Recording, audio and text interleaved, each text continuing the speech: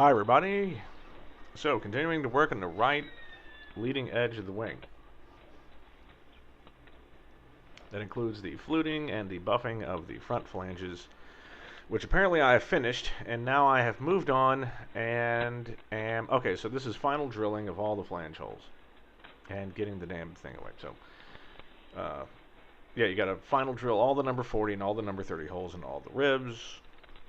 And then you go and you can dimple all the flanges and all, number 40 holes in all the flanges and all the ribs. Do not dimple the number 30 holes. And now, anytime I have to use my phone, since my headset's died, I actually have to hold the phone to my ear, like an animal.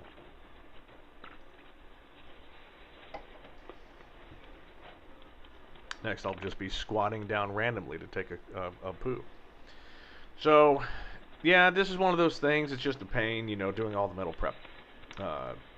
Deburring, filing. So, continuing. So here's where I'm doing the buffing of the front flanges, as you can see. Just want to make sure they are nice and smooth. And now I'm going over the rest of the material that hasn't been deburred.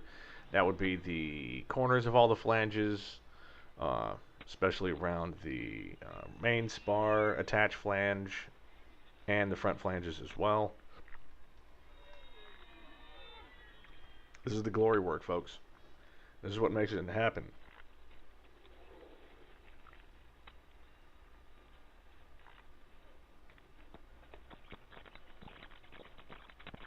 You know, there's a rumor that the so at Oshkosh, Vans said, "Oh yeah, by the way, oh here I am. That's the number 30 holes I'm doing." Vans announced, "Oh yeah, we're kind of working on an RV14." No idea what it is. No hints, just we're working on it and you're going to find out eventually. So, you know, the internet's abuzz with rumors. Is it going to be another low wing? Is it going to be a high wing? Maybe it'll be composite.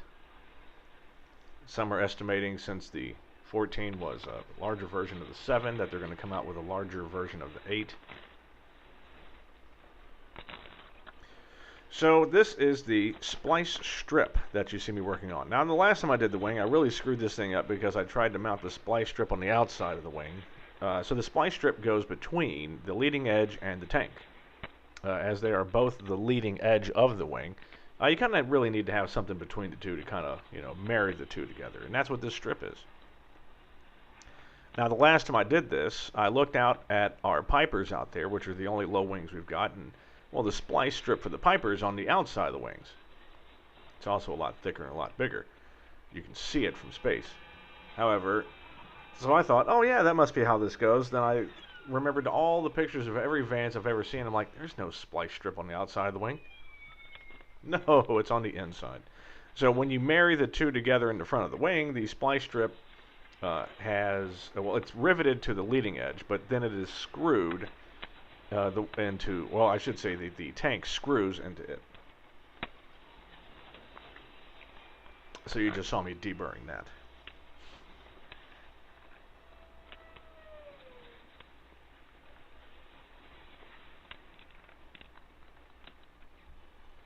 So the plane you see behind me, 6605 Delta, is one of our trusty Cessnas here at the club. Down for its 100th hour. Nothing really major. We're having to replace a couple of intake gaskets. We think there was an intake leak in one of the cylinders based on the engine monitor inside the plane. I cannot stress this enough. If you're flying and your graphic engine monitor shows something odd, you gotta tell someone. Tell your mechanic.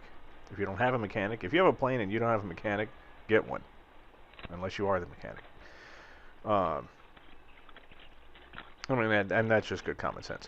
So here you see I'm continuing to just work the ribs over. Here I'm doing the deburring of the inside flange holes, which is no easy trick.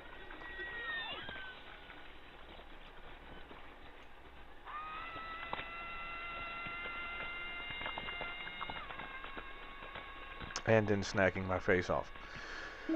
So the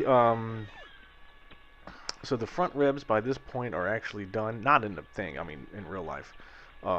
and even today, it's just the minutia of setting the materials up, making sure everything is primed, making sure everything is deburred, and then dimpled.